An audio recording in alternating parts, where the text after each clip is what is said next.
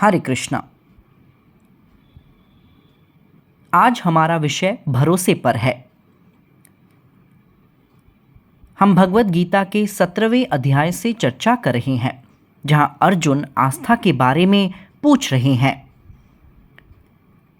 अर्जुन उवाच ये शास्त्र विधिम उत्सर्य यजन्ते श्रद्धा यन्विताः तेषां निष्ठा तु का कृष्ण सत्वम आहो रजस्तमः।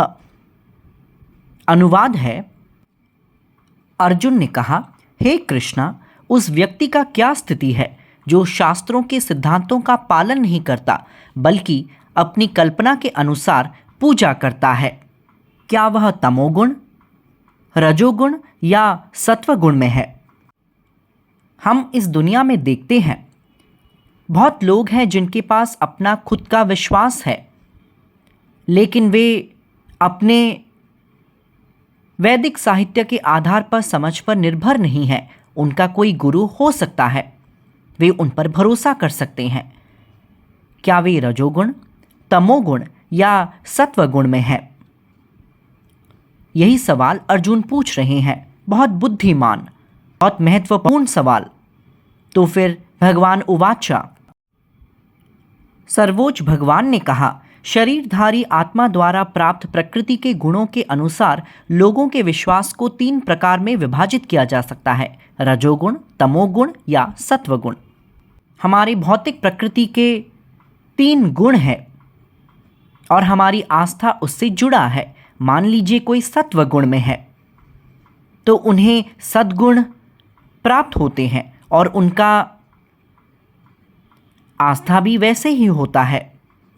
लेकिन सत्व गुण में एक इंसान वह देवताओं की पूजा करता है, लेकिन रजोगुण में एक व्यक्ति राक्षसों की पूजा करता है और तमोगुण में व्यक्ति राक्षसों की पूजा करता है। भगवत गीता में सारा ज्ञान है। कुछ भूत के भी भक्त होते हैं जो भूत की पूजा करना पसंद करते हैं, उन पे विश्वास करते हैं। हाल ही में एक सर्वेक्षण में कि क्या लोग अलौकिक शक्तियों में विश्वास करते हैं, 90% लोगों ने कहा कि वे उन शक्तियों में विश्वास करते हैं, ज़्यादातर भूतों पर। आधुनिक विज्ञान जितनी भी वैज्ञानिक प्रौद्योगिकियां बनाकर कह सकता है कि हम बहुत आगे बढ़ रहे हैं, लेकिन वे भूत से डरना बंद नहीं कर सकते, क्योंकि वे तमोगुण की स्थिति में हैं। यूरोपीय देशों में कई भूत घर, कोहरे प्रेत बाधित घर हैं।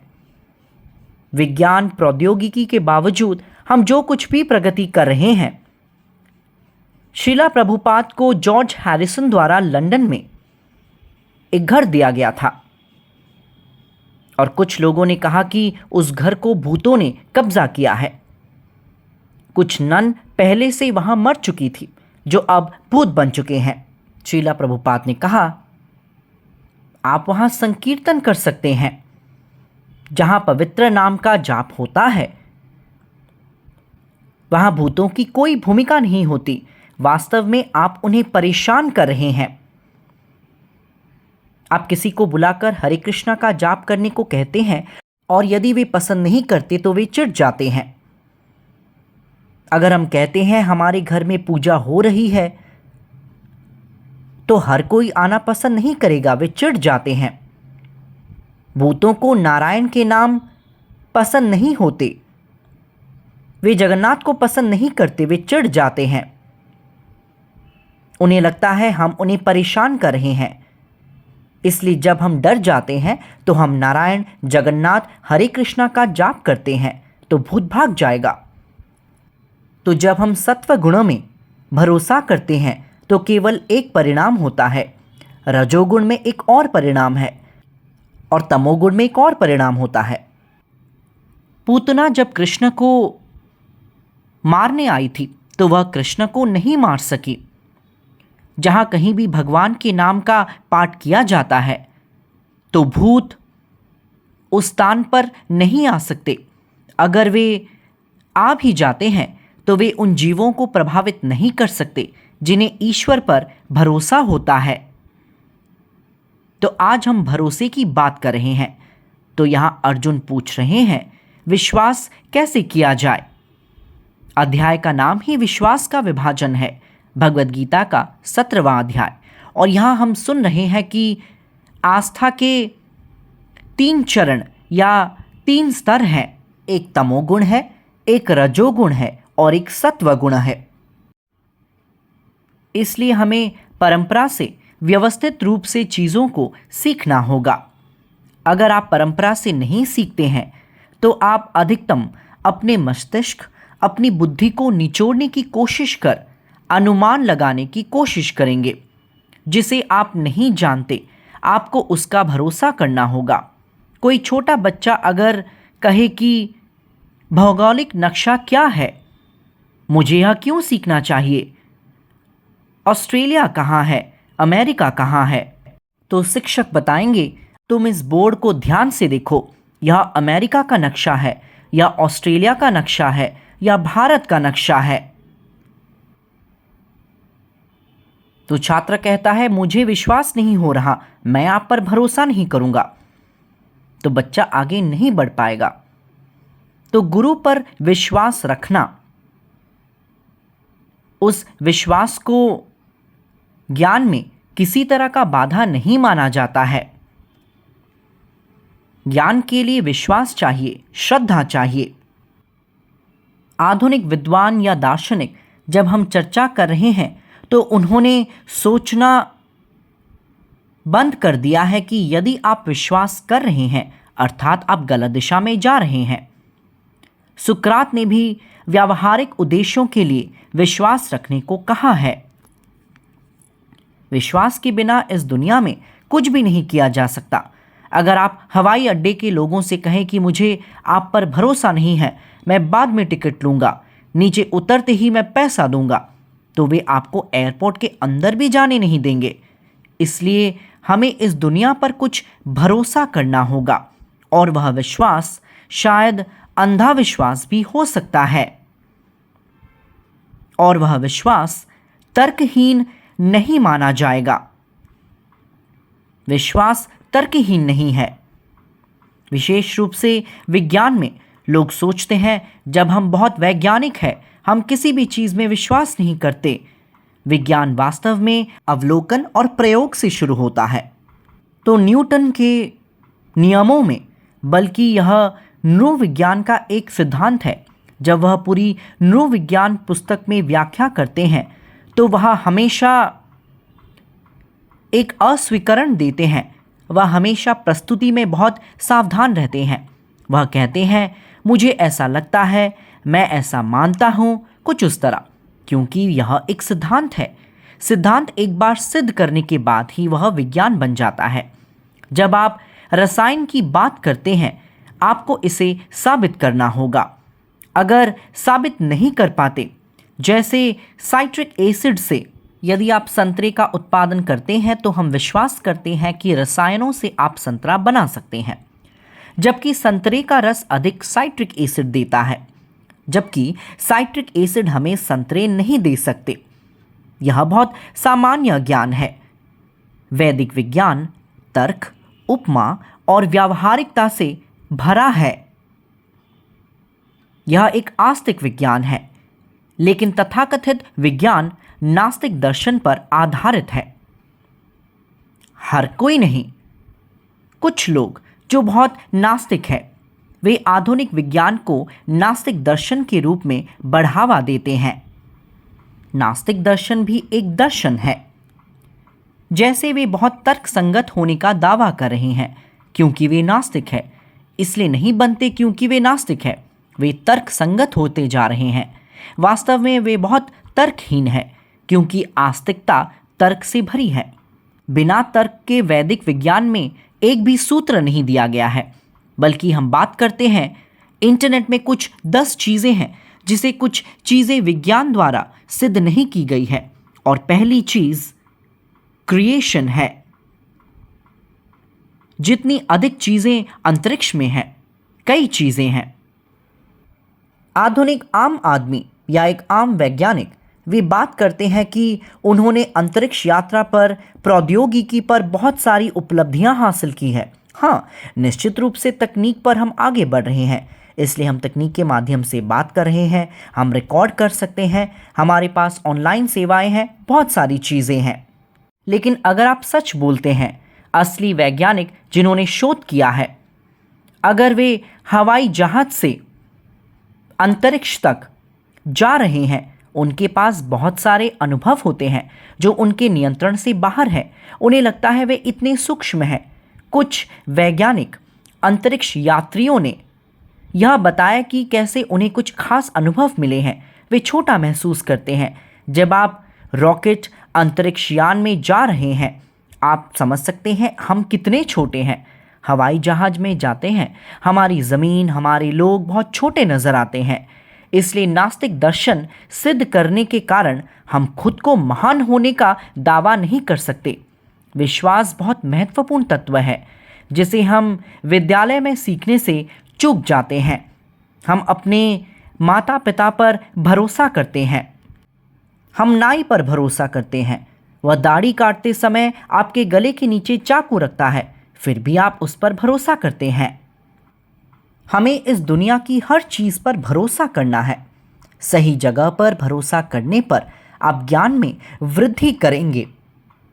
गलत जगह पर भरोसा करने पर आप अज्ञान में पड़ रहे हैं।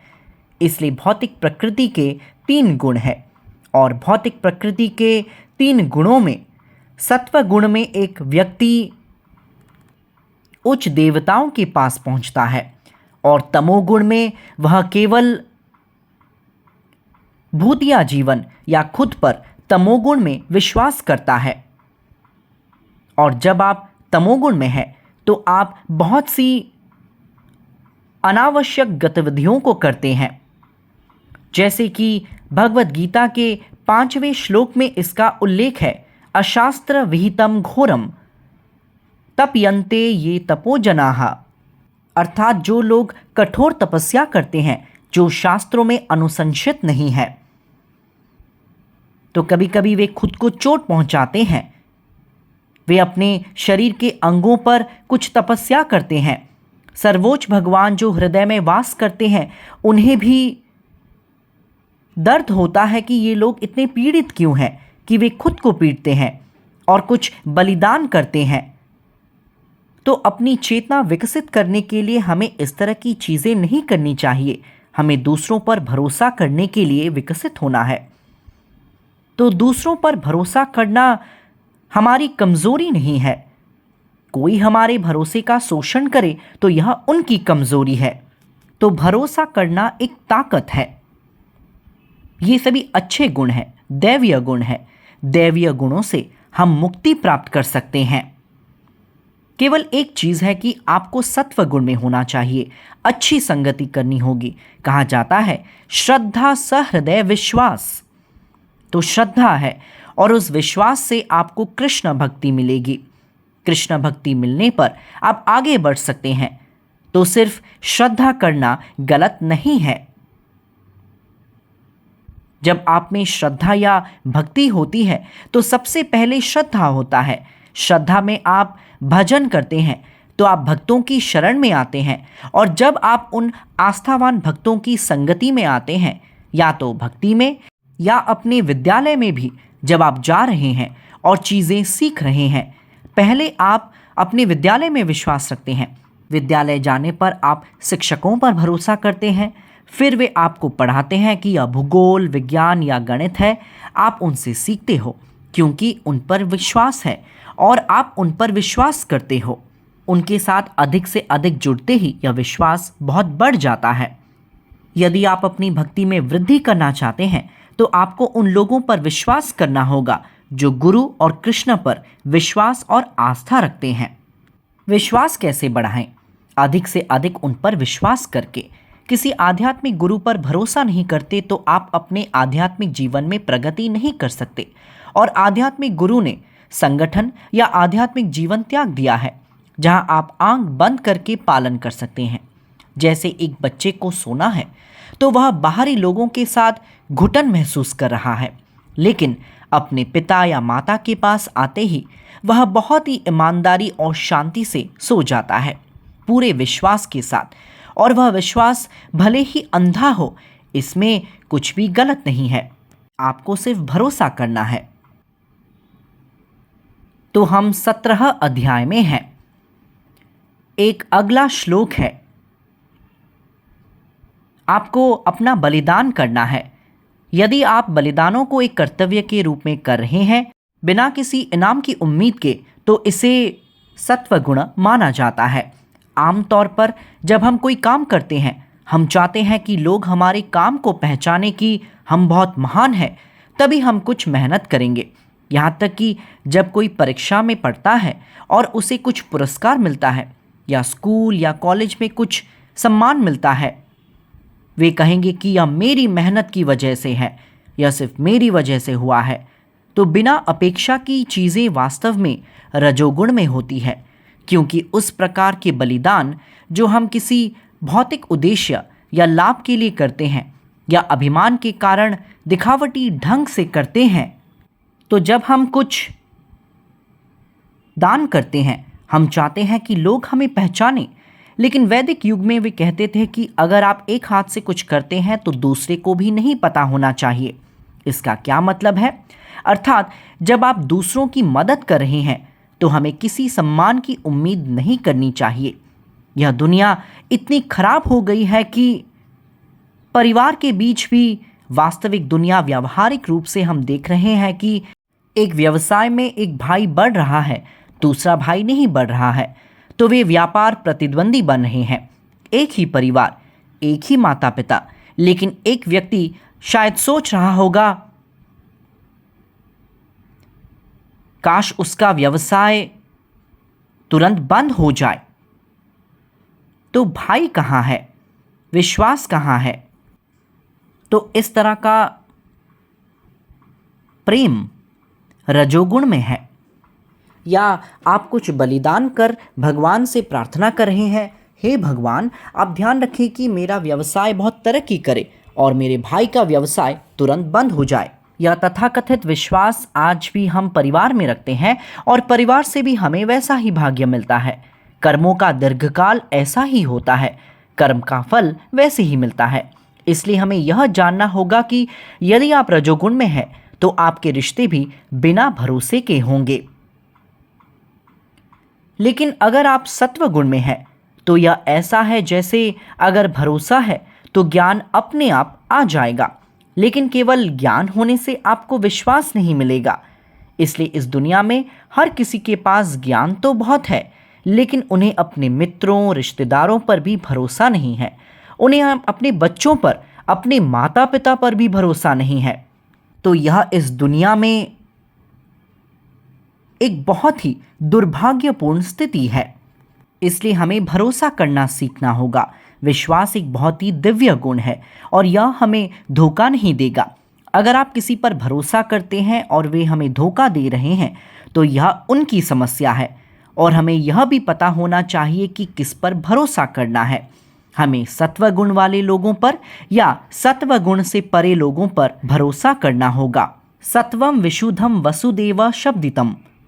वास्तव में भगवान वासुदेव, यदि आप पारस्परिकता चाहते हैं, ये शाम अंतगतम पापम, आपको अपने सभी बुरे संघों को रोकना होगा और फिर आप भगवान बुद्ध की तरह शुद्ध हो जाएंगे, जिन्होंने कहा आप भगवान में विश्वास मत करो, आप सिर्फ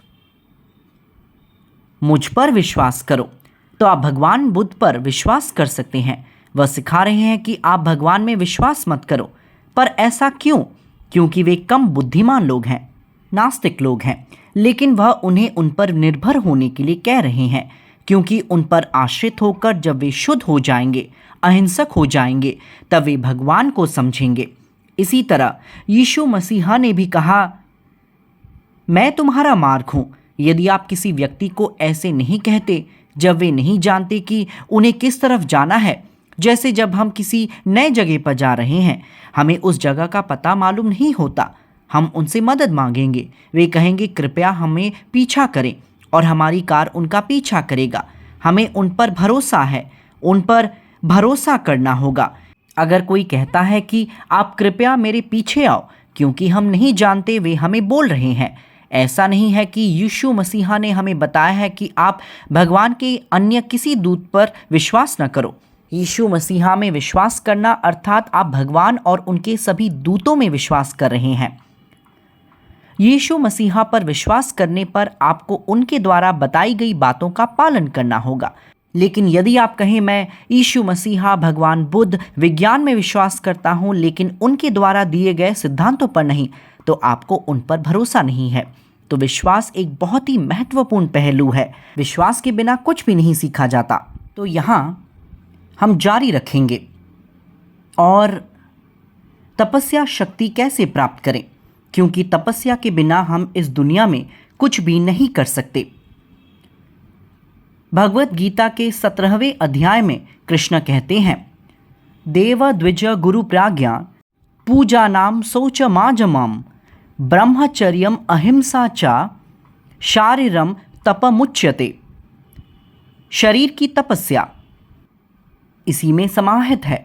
परम भगवान देव द्विज गुरु की पूजा में आपको सर्वोच्च भगवान देव और आध्यात्मिक गुरु की पूजा करनी है, और आपको प्राज्ञान पूजा करने योग्य व्यक्तित्व पूजा नाम की पूजा करनी है। पूज्य व्यक्तित्व में हमारे पिता माता शामिल हैं, क्योंकि उन्होंने हमें जीवन दिया है।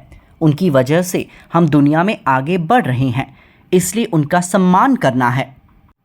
फिर हमें और क्या करना है? हमें ब्रह्मचर्यम करना होगा। हमें ब्रह्मचर्य रखना होगा।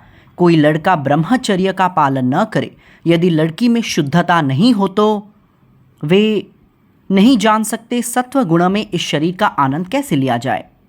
जब आप ब्रह्मचर्य में होते हैं तो आपका शरीर दीप्तिमान होता है। आध्यात्मिकता का पालन करने पर जब आप पापों से मुक्त होते हैं तो लोग स्वाभाविक रूप से आपसे पूछेंगे, जब आप हरे कृष्णा या नारायण मंत्र का जाप कर रहे हैं या जब आप भगवान को याद कर रहे हैं, लोग पूछते हैं आप लोग इतने उज्जवल कैसे दिख रहे हैं। तो यह चमक और कुछ नहीं बल्कि आपका अपना तेज है, जो कुछ नहीं बल्कि गुरु को सम्मान देना, अपने वरिष्ठों को और सर्वोच्च भगवान को सम्मान देना है, जो आप पर प्रतिबिंबित कर रहा है। यह आपका तेज नहीं है, यह ईश्वर द्वारा हमें दी गई चीज़ों का प्रतिबिंब है। इसलिए किसी को भी बहकना नहीं चाहिए कि ओ मैं बहुत महान हूँ और लोग मुझ में वो तेज देख रहे हैं। नहीं, तो सत्व गुण की 4 चीज़ें हैं जो शरीर की तपस्या मानी जाती है। अगर आपका विश्वास बढ़ाना है, आपको कुछ चीज़ों का पालन करना होगा, और वे तपस्या है, अर्थात स्वेच्छा से आपके शरीर के लिए कुछ दर्द को स्वीकार करना। और वे क्या है? ब्रह्मचर्यम, जैसा कि मैंने आपको बताया कि वे ब्रह्मचर्य है और वे अहिंसा है। तो वास्तव में सत्वगुण व्यक्ति वह किसी को नुकसान नहीं पहुंचाना चाहता, किसी की हत्या नहीं करना चाहता। प्रभुपाद ने एक मृगारी के बारे में उल्लेख किया है, जिसे मैंने पहले भी बताया है। मृगारी एक शिकारी था और उसके पिता ने उसे जानवरों को मारना सिखाया था। एक बार नारद मुनि मृगारी शिकार कर रहा रास्ते पर यात्रा कर रहे थे। उन्होंने देखा कि मृगारी जानवरों को आधा मारकर चला गया। फिर उसने एक और जानवर को आधा मारकर चला गया। तो नारद मुनि को यह देखकर बहुत बुरा लगा, क्योंकि वैष्णव का अर्थ है पर दुख दुखी। दूसरों को पीड़ित देखते ही उन्हें बहुत बुरा लगता है। उन्होंने उससे कहा, तुम इन जानवरों को ऐसे क्यों मार रहे हो? बेहतर है उन्हें पूरी तरह से मार लो, तुमको बहुत पाप मिलेगा। उसने कहा, मुझे नहीं पता पाप क्या है। तो नारद मुनि ने उसे समझाया। मृगारी ने कहा, अगर मैं नहीं मारूंगा तो मैं कैसे रहूंगा? नारद मुनि ने उसे हरे कृष्ण का जाप करने की सलाह दी और उसे भोजन दी। वह तुलसी की पूजा कर हरे कृष्ण का जाप कर रहा था। गांव के लोगों को पता चला कि यह शिकारी एक भक्त बन चुका है और उन्होंने उसे कुछ फल और अनाज देना शुरू कर दिया। वे इतना भेज रहे थे कि उसने सोचा, मेरे आध्यात्मिक गुरु इतना भोजन क्यों भेज रहे हैं। कुछ दिनों के बाद नारद मुनि अपने मित्र पर्वता मुनि के साथ आए, और जब वे इस शिकारी को भक्त के रूप में देखा, अपने गुरु को देखते ही हम प्रणाम करते हैं, तो नारद मुनि अपने मित्र पर्वता मुनि के साथ आए थे। तो यह मृगारी नारद मुनि को देखकर इस तरफ से उस तरफ कूद रहा था। तो नारद मुनि ने पूछा, तुम इस तरह क्यों कूद रहे हो? उसने कहा, वास्तव में बहुत सारी चींटियां घूम रही हैं, मैं सावधान हूं, कहीं उन्हें चोट ना लग जाए। तो पर्वता मुनि ने नारद मुनि से कहा कि आप इतने महान हैं कि आपने एक शिकारी को वैष्णव में बदल दिया है कि वह चींटी पर कदम भी नहीं रखना चाहता। तो हरे कृष्ण का जप करने से, भगवान के नाम का जाप करके आपका हृदय बदल सकता है।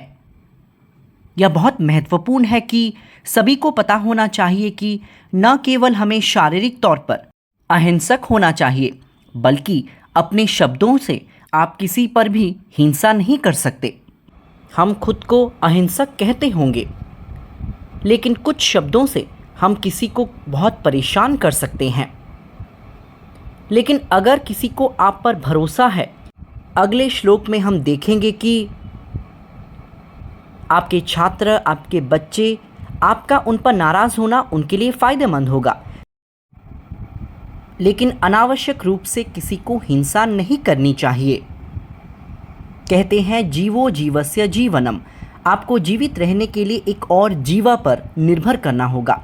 जीव जीवस्य जीवनम, एक जीवा, एक जीवन भोजन के लिए दूसरे जीवन पर निर्भर है। आपको उस पर निर्भर रहना होगा, जैसे मनुष्य पौधों पर निर्भर है, जबकि कुछ जानवर अन्य जानवरों पर निर्भर है। पक्षी हमेशा शिकार की तलाश में रहता है, तो वे सभी आपस में निर्भर करते हैं। अब शाकाहार और उसके विभिन्न स्तर पर बहुत सारे दर्शन हैं। एक दर्शन है जहां वे गाय का दूध भी नहीं पीते, उन्हें लगता है यह भी मांसाहारी है। लेकिन वैदिक जीवन में सब कुछ दिया जाता है, अनुमान लगाने की ज़रूरत नहीं है, यह सोचने की ज़रूरत नहीं कि हिंसक और अहिंसक क्या है। हम मानते हैं कि हम पौधे का भोजन लेते हैं क्योंकि वह जीवो जीवस्य जीवनम है। बिना भोजन स्वीकार किए आप कैसे जीवित रहेंगे? लेकिन भले ही आप पौधे का भोजन अनावश्यक रूप से ले रहे हों, बेवजह आप उन पौधों को मार रहे हो जो पापमय आजीवन भी है। हमारे जीवन के लिए भी जब आप कुछ भोजन ले रहे हो जिसे हम भी भगवान को चढ़ा रहे हैं, भगवद गीता में कहा गया है, जब आप भक्ति में भगवान को अर्पित करते हैं, पत्रम पुष्पम फलम तोयम यो में भक्तिया प्रयच्छति, भक्ति में जब आप देते हो तो वह यज्ञ शिष्टा बन जाता है, वह प्रसादम बन जाता है। तो जब आप उस प्रसादम यज्ञ शिष्ट सिना संतो मुच्यते सर्व किल बिशी ही लेते हैं, तो जब आप वह प्रसादम लेते हैं तो वह प्रसाद हमारे हृदय को शुद्ध करता है। जब किसी को भरोसा नहीं होता तो आप अपनी दया से कुछ प्रसादम, विष्णु प्रसादम देते हैं। थोड़ा थोड़ा प्रसादम लेते ही हमें शुद्ध कर सकता है। जगन्नाथ प्रसादम लेते ही भगवान जगन्नाथ पर विश्वास बढ़ जाता है। तिरुपति प्रसादम लेते ही भगवान बालाजी श्रीनिवास गोविंदा पर हमारा विश्वास बढ़ जाता है। तो जब हमें किसी पर भरोसा नहीं है तो हम प्रसादम द्वारा भी पवित्र नाम से भरोसा दे सकते हैं। यह विश्वास व्यवस्थित रूप से हो सकता है। आप अपने वरिष्ठों, अपने आध्यात्मिक गुरु, अपने परिवार का अनुसरण करें, फिर आपको अहिंसा से मुक्ति मिलनी चाहिए और आपको सरलता रखनी चाहिए, क्योंकि यदि आपके पास सरलता नहीं है तो उल्लेख किया गया है कि सर्वोच्च भगवान विभिन्न प्रकार की तपस्या बताते हैं, तो पहले वह उन तपस्याओं की व्याख्या कर रहे हैं जिनके लिए शरीर अभ्यास करता है। तो भगवान, देवताओं या हमारे आध्यात्मिक गुरु या हमारे वरिष्ठ पिता माता या वैदिक ज्ञान से परिचित किसी भी व्यक्ति को सम्मान देना चाहिए, उन्हें उचित सम्मान दिया जाना चाहिए। इसलिए हमारे आध्यात्मिक जीवन में पहली चीज़ जो हम करते हैं वह है अपने वरिष्ठों को उचित सम्मान देना, जिनका हम उचित सम्मान देते हैं। हमारे आध्यात्मिक गुरु भक्ति सिद्धांत सरस्वती शिला प्रभुपाद किसी को भी दासोस्मी के रूप में संबोधित करते थे। हालांकि उन्हें सिम्मा गुरु कहा जाता था। वे इतने शक्तिशाली थे कि वे किसी से भी नहीं डरते थे। दार्शनिक रूप से वे किसी के साथ बहस कर सकते थे, लेकिन व्यक्तिगत रूप से वे हमेशा स्वयं को वैष्णवों का सेवक महसूस करते थे। दासोस्मी तो आचार्य हमें यही सिखा रहे हैं। योग्य ब्राह्मणों, भगवान, आध्यात्मिक गुरु, वरिष्ठों जैसे पिता, माता या वैदिक ज्ञान से परिचित किसी भी व्यक्ति को सम्मान देना सीखना चाहिए। वास्तव में प्रभुपाद ने उल्लेख किया है कि भक्त, आप शिव भक्त को सम्मान दे सकते हैं, आप विष्णु को सम्मान दे सकते हैं, क्या विष्णु भक्त शिव को सम्मान दे सकते हैं? लोग इस तरह पूछते हैं। श्रीला प्रभुपाद बताते हैं, एक भक्त चींटी को भी सम्मान देता है, उसे अनावश्यक रूप से नहीं मारता। एक चींटी को अनजाने से मारने के लिए कुछ भी नहीं है, वह अनजाने में किसी को भी नहीं मारेगा। जब हम चल रहे हो तो कुछ भी हो सकता है, हम नहीं जानते, लेकिन जब हम कुछ कर्तव्यों का पालन कर रहे हैं तो भगवान वास्तव में हमें क्षमा कर देंगे। लेकिन वास्तव में हमें पता होना चाहिए उचित सम्मान कैसे देना है। किसी को बाहरी और आंतरिक रूप से स्वयं को शुद्ध करने का अभ्यास करना चाहिए। बाहरी रूप से कैसे शुद्ध किया जाए? स्नान करके, अवैध रिश्तों से दूर रह के, और आंतरिक रूप से हमें सरल व्यवहार रखना होगा। तो सरलता क्या है? वास्तव में भगवान कृष्णा सरलता से बहुत आकर्षित हो जाते हैं। कृष्ण को बहुत अधिक दोहरा व्यवहार या राजनयिक व्यवहार पसंद नहीं है। हो सकता है सामाजिक जीवन में, व्यवसाय की दुनिया में कुछ चीज़ों की आवश्यकता हो, लेकिन भगवान के मामले में आप भगवान, वैष्णवों या गुरु की स्तुति नहीं कर सकते। वे पता लगा सकते हैं कि आप बाहरी रूप से उन्हें खुश करना चाहते हैं या आप अपनी मदद करना चाहते हैं, क्योंकि बाहरी रूप से किसी को खुश करने पर, ओ आप कितने महान हैं स्वामी जी, कुछ उसी तरह, सिर्फ कुछ आशीर्वाद के लिए, उस आशीर्वाद का कोई फ़ायदा नहीं है। तो आप प्रभु के वास्तविक आशीर्वाद और शिक्षाओं को लिए बिना बाहरी आशीर्वाद चाहते हैं, उससे क्या मिलेगा? आपको आंतरिक रूप से शुद्ध होना होगा। जब एक गुरु आपसे विवाहित जीवन के बाहर यौन संबंध न रखने का आदेश दे, क्योंकि शास्त्रों में केवल विवाह में ही यौन संबंध की अनुमति है, तो विचार के अवैक्तिक विद्यालय में आध्यात्मिक जीवन या संन्यास जीवन में प्रवेश करने के लिए वे किसी को भी अनुमति नहीं देते। इसलिए पहले आपको पारिवारिक जीवन त्याग कर एक आश्रम में शामिल होना होगा। लेकिन वैष्णव विद्यालय में एक गृहस्थ को ब्रह्मचारी भी कहा जाता है। एक को नारी ब्रह्मचारी। यदि हमारी एक पत्नी है और आप अपने सिद्धांतों पे अड़े हैं, इंद्र तृप्ति के लिए नहीं लेकिन केवल प्रजनन के लिए, वे पत्नी का सहयोग कर रहे हैं, जिसे ब्रह्मचर्य भी कहा जाता है, तो आध्यात्मिक जीवन में ब्रह्मचर्य को गृहस्थ जीवन में भी अनुमति है। श्री चैतन्य महाप्रभु जब दक्षिण भारत गए थे, एक भक्त था जिन्होंने चैतन्य महाप्रभु को उनके घर को आमंत्रित किया, उन्हें प्रसादम परोसा, और वे ये जान सके कि भगवान चैतन्य जो जगन्नाथपुरी से आए थे, वे स्वयं भक्त रूप में सर्वोच्च भगवान है। उन्होंने कहा, मेरे प्रिय भगवान, मैं आपके साथ पवित्र नाम के साथ जुड़ना बंद नहीं कर सकता, और मैंने यह समझा है कि मेरा जीवन अस्थायी है, इसलिए कृपया मुझे अपने साथ ले जाएं। मैं यहाँ इस भौतिक संसार में नहीं रहना चाहता हूँ, कृपया मुझे अपने साथ ले जाएं। तो चैतन्य महाप्रभु कहा, नहीं, गृहस्थ जीवन ऐसा नहीं कि आप कहीं भाग जाएं। स्थाने स्थितः, आप अपने जीवन में कहीं भी रह सकते हैं। स्थाने स्थितः, आप किसी भी स्थिति में रहकर आध्यात्मिक जीवन का अभ्यास कर सकते हैं। अपनी परिस्थितियों के अनुसार हरे कृष्ण मंत्र का जाप करें, और ग्रहे थाको वने थाको सदा हरि बोले दाको। अब जहाँ भी है हरे कृष्ण का जप करें, वही पर्याप्त है। यह जीवन की सरलता है। आप केवल हरे कृष्ण मंत्र का जाप करते हैं, तो सरल रहें, वरिष्ठों का सम्मान करें, स्वच्छता और अहिंसा रखें, तो आपके शरीर की तपस्या बढ़ जाएगी। अगला श्लोक है अनुद्वेगा करम वाक्यम सत्यम प्रियहितम जयत। तो उल्लेख है कि अनुद्वेगा करम वाक्यम, अनुद्वेगा अर्थात उत्तेजित करने वाले शब्द जो आपको नहीं बोलने चाहिए। वाणी की तपस्या में सत्य और लाभकारी बोलना और ठेस पहुंचाने वाली वाणी से बचना शामिल है। आपको किसी को नहीं डांटना चाहिए जो दूसरों को उत्तेजित करे।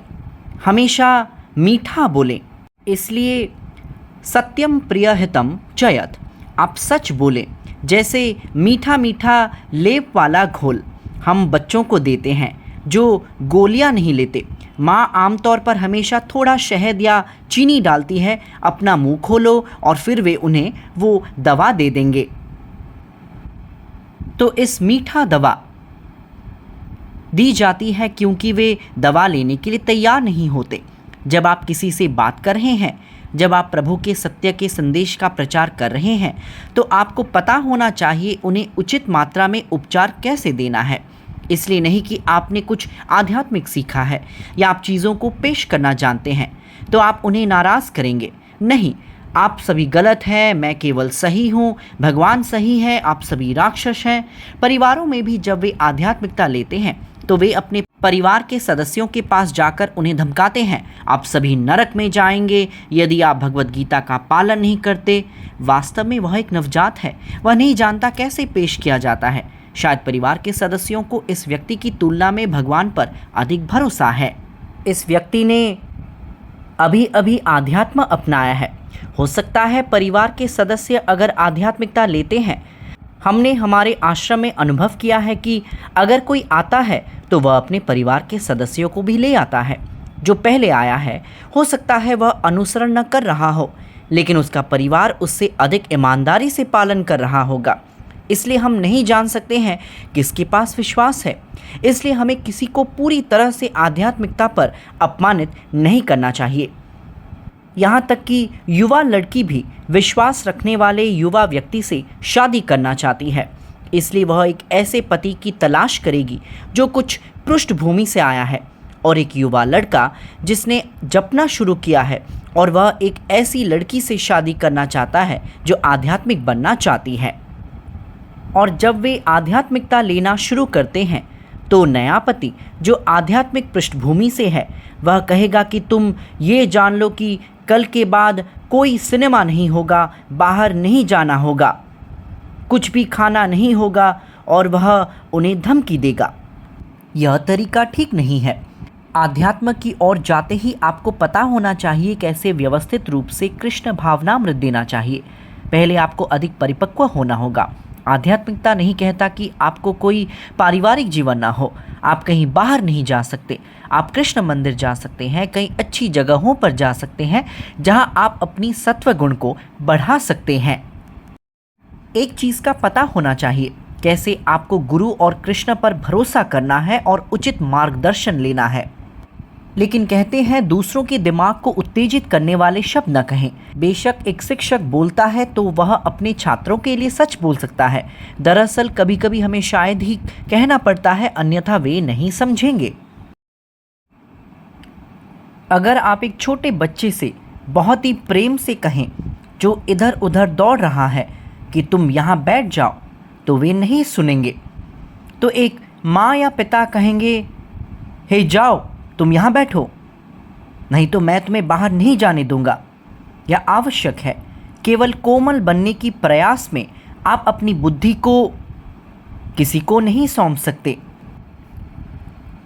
यह भी है, केवल कोमल बनने की प्रयास में आप अपनी बुद्धि को किसी को नहीं सौंप सकते। यह कहा जाता है कि जीव की एक तपस्या है कि आपको ईश्वर के आध्यात्मिक नामों का जाप करना है और शास्त्रों को भी पढ़ना है। इसलिए शिला प्रभुपाद ने हमें प्रतिदिन इन पुस्तकों को पढ़ने की आदत डाल दी थी। इसलिए यदि आपको आध्यात्म में प्रगति करनी है या आपको अपना विश्वास बढ़ाना है तो आपको भगवत गीता और शिला प्रभुपाद द्वारा दिए गए पुस्तकों को पढ़ना है। या आध्यात्मिकता के संबंध में दी गई कोई भी पुस्तक जो सत्व गुण या उससे परे है उसे पढ़ना होगा। हमें ईमानदारी से पढ़ना होगा। और मनः प्रसादः सौम्यत्वम मौनम आत्मा विनिग्रहः। इसलिए आप में शांति, सादगी, गुरुत्वाकर्षण, आत्मनियंत्रण और विचार की शुद्धता होनी चाहिए।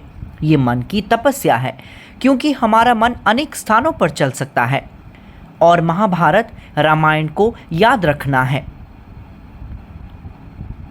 हाल ही में किसी ने बताया कि रामायण, दूरदर्शन रामायण, जिसे हम 20 साल पहले देखा है, कुछ चैनलों में उसे फिर से देखने को मिला, जिसे दुनिया भर में अधिकतम दर्शकों ने देखा, जो बड़े बड़े अंतर्राष्ट्रीय चैनलों को भी पीछे छोड़ दिया। इसलिए जब तक सूर्य और चंद्रमा है तब तक रामायण, महाभारत सुनाया जाएगा। इस तरह की बातें हैं, उनकी हमेशा मांग होती है। और वैदिक जीवन में एक आदत थी। पहले जब हम अपने बचपन में गांव जाते थे तो गांव में रामायण हरिकथा हुआ करता था।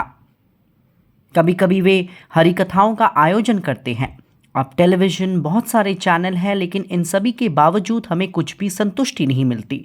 अंत में केवल रामायण सुनते ही आपको संतुष्टि मिलती है। तो हम इसे क्यों नहीं पढ़ते, क्यों नहीं सुनते? हम एक परिवार में एक साथ बैठकर रामायण, महाभारत, भागवत, पुराण क्यों नहीं सुनते, क्यों नहीं पढ़ते? इससे हमें मन को नियंत्रित करने में और मन को इंद्रिय संतुष्टि से अलग करने में मदद करेगी। किसी को व्यवहार में नेक होना चाहिए। बहुत महत्वपूर्ण है कि हम डुप्लीकेट नहीं हो सकते, जिससे हमारा अस्तित्व शुद्ध हो जाए। और इन सभी गुणों ने मानसिक गतिविधियों में हमारी तपस्याओं का गठन किया है। हमारे दिमाग को नियंत्रित करना पता होना चाहिए। हमें केवल सम्मान प्राप्त करने के लिए चीज़ें नहीं करनी चाहिए। इसका उल्लेख अधिक श्लोकास में किया गया है, जिसका चर्चा मैं अब नहीं करूँगा। हम केवल चर्चा कर रहे थे कि प्रभु में अपना विश्वास कैसे बढ़ाया जाए। श्रीला प्रभुपाद सुबह की सैर में एक बहुत अच्छी चर्चा है। वह अपने शिष्यों के साथ जाते थे। मैं कुछ वार्तालाप या चर्चा पढ़ूंगा और फिर हम इसे बंद कर देंगे। तो प्रभुपाद पूछ रहे हैं, हमें अच्छा विश्वास कैसे मिलेगा? प्रभुपाद ने उन्हें कहा, पवित्रता से। जितना अधिक आप शुद्ध होते हैं उतना ही विश्वास दृढ़ होता है। और फिर कुछ लोगों ने पूछा, प्रभुपाद, क्या विश्वास पिछली गतिविधियों से आता है, जैसे पिछले जीवन के कुछ अच्छे कर्मों से? उन्होंने कहा, शायद पिछली गतिविधियां से नहीं, आप अपने आध्यात्मिक गुरु पर विश्वास करते हैं। विश्वास से पवित्रता आती है। जब आप गुरु और कृष्ण पर अधिक विश्वास रखते हैं, भले ही पिछले जन्म में आपके अच्छे कर्म ना हो, लेकिन पवित्रता से यह बढ़ जाता है। गुरु और विष्णु पर विश्वास रखकर पवित्रता बढ़ जाती है। उस पवित्रता को आदौ श्रद्धा कहते हैं। विश्वास से शुरू होती है। तथो साधु संगः, वफादार लोगों से मिलने पर यह विकसित होगा। अन्यथा यदि बस दीक्षा लेकर सोते हैं तो इसे श्रद्धा नहीं कहा जाता। श्रद्धा तथो साधु संघ। आप आंख बंद करके विश्वास स्वीकार कर सकते हैं। अब आप अग्रिम भक्तों के साथ मिलकर प्रगति कर सकते हैं, तो यह सटीक होगा, अन्यथा आपका नुकसान होगा। तो क्या विश्वास के साथ जुड़ा है? प्रभुपाद ने कहा, नहीं, विश्वास के लिए ज्ञान का होना जरूरी नहीं। बिना ज्ञान के आप विश्वास रख सकते हैं। स्वयमेव स्पृह तथा यस्य देवे परा भक्तिर् यथा देवे तथा गुरौ। यदि आपको आध्यात्मिक गुरु में विश्वास है तो आप आगे बढ़ पाएंगे, वरना आप खो जाएंगे। इसलिए विश्वास इतना महत्वपूर्ण पहलू है। जैसे प्रभुपाद कह रहे हैं कि पिता आपको ABCD पढ़ा रहे हैं, पिता सिखा रहे हैं, तो उनकी शिक्षा बढ़ेगी, जो एक विश्वास है। अगर एक बच्चा पूछे, मैं इस तरह A क्यों लिखूं, तो पिता कहेंगे, तुम बस लिखो, ये मेरा आदेश है, तो आप बस लिखते हैं। आपको उन पर भरोसा है। बिना विश्वास के हम एक इंच भी आगे नहीं बढ़ सकते। इसलिए विश्वास की आवश्यकता है। वे कहते हैं, विश्वास पहाड़ों को स्थानांतरित कर सकता है। अंधा विश्वास या किसी भी विश्वास, विश्वास की आवश्यकता है कि विश्वास महत्वपूर्ण है। जैसे मुझे नहीं पता यह सड़क कहाँ जाता है, लेकिन इस सड़क पर जाने को कहा जाए तो मैं चल दूंगा। जैसे हम एक उदाहरण में चर्चा कर रहे थे। तो विश्वास होना चाहिए, चाहे यह सच या अंधा हो। इसलिए दिशा को सही से लिया जाना चाहिए, तो आपका विश्वास दृढ़ होगा। कुछ वैज्ञानिक है, प्रभुपाद पूछ रहे हैं कि वैज्ञानिकों का तर्क है कि वैज्ञानिक उन्नति के बिना हम कुछ भी नहीं समझ पाएंगे, तो मैं विश्वास क्यों करूं? वैज्ञानिक बहस कर रहे हैं। वे सैद्धांतिक रूप से कुछ कह रहे हैं कि आप इस रसायन को मिलाएं, लेकिन यह एक सिद्धांत के रूप में शुरू होता है। सिद्धांत भी एक विश्वास है। व्यावहारिक रूप से प्रयोग करने पर वह वास्तविक विज्ञान बन जाता है। इसलिए जब आप पहली बार उस सिद्धांत पर विश्वास कर रहे हैं, वह भी एक विश्वास है। वे भी विश्वास से काम कर रहे हैं, अन्यथा हम सीख नहीं सकते। यदि आप वैज्ञानिक स्कूल में कहते हैं मैं कुछ भी विश्वास नहीं करूंगा जो आप कहते हैं, पहले मुझे साबित करके दिखाएं, तो आप एक अच्छे छात्र नहीं हैं। वहां भी आपको भरोसा करना होगा। मैं एक छात्र से मिला था, बल्कि कुछ छात्रों से। वह व्यक्ति लगातार बहस कर रहा था कि विज्ञान में विश्वास नाम की कोई चीज़ नहीं है। मैंने पूछा, आप सूत्र को कैसे मानते हैं? क्या किसी ने आपको यह साबित किया है? आप इतने सारे सूत्रों पर विश्वास करते हैं, भले ही आपने इसे नहीं देखा है। तो आप अपने विद्यालय, कॉलेज, विश्वविद्यालय पर भरोसा कर रहे हैं। यह भी विश्वास है।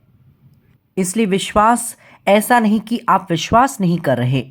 विज्ञान में कोई विश्वास नहीं है, हम विश्वास में विश्वास नहीं है। इसलिए इस तरह की बातें तथाकथित विज्ञान सिखा रहे हैं कि यदि आप वैज्ञानिक हैं तो आपको भरोसा नहीं होना चाहिए। यह गलत है। हम इसे अधिक चर्चा करेंगे। अपना पापी जीवन समाप्त कर वह भक्त बन सकता है, अन्यथा कोई भी भक्त नहीं बन सकता। विश्वास ही आरंभ है। एषाम अंतगतम पापम, हाँ, ज्ञानम चयद अहेतुकी एवानुकंपार्थमहम अज्ञानजम तमा नासयमि। क्योंकि वह वफादार है। कृष्ण भगवद गीता में 10वें अध्याय में कहते हैं कि आप कैसे कृष्ण वास्तव में हृदय में बुद्धिमता देते हैं, जिसके द्वारा एक भक्त कैसे अधिक से अधिक वफादार होता है। इसलिए हमें विश्वास रखना होगा। विश्वास के बिना कुछ भी नहीं हो सकता। जैसे कोई चंद्रमा ग्रह से पत्थर लाता है, हम चंद्रमा ग्रह में नहीं गए, लेकिन हमें विश्वास करना होगा क्योंकि वे लाए हैं। यह भी विश्वास है। इसलिए यदि आप भरोसा कर रहे हैं कि वे चंद्रमा ग्रह से कुछ लाए हैं, इसी तरह आपको शास्त्र पर भी विश्वास करना होगा। मैंने आपको नाई का उदाहरण दिया था। इसलिए बिना विश्वास के कुछ भी नहीं हो सकता। तो विश्वास कैसे बढ़ सकता है? इसका उल्लेख भक्ति रसामृत सिंधु में किया गया है। सेवन मुखो ही जिह्वादो। भक्ति सेवा करने पर विश्वास बढ़ता है। और सेवन मुख, सेवा आपके मस्तिष्क से शुरू नहीं होती। लोग सोचते हैं कि मस्तिष्क से वे सब कुछ सोच सकते हैं। यह उल्लेख है, सेवन मुखो ही जिह्वादो। जिह्वा जीभ है। जीभ से दो चीज़ें होती हैं, बातें और खाना खाना।